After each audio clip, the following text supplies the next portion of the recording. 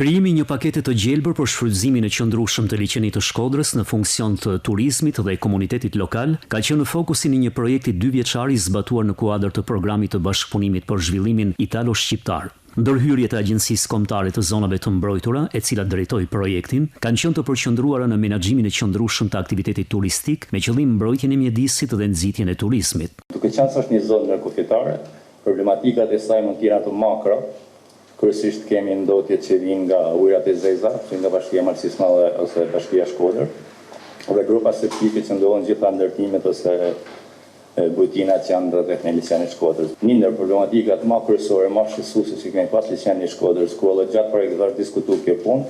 është mënyra e peshkimit të liçenit e Shkodrës. Sipas përfaqësuesve të Agjencisë Kombëtare të Zonave të Mbrojtura, projekti ka synuar jo vetëm mbrojtjen e pasurisë natyrore, por edhe krijimin e një modeli zhvillimi që garanton përfitime afatgjata për komunitetin lokal. Janë kryer aktivitete dhe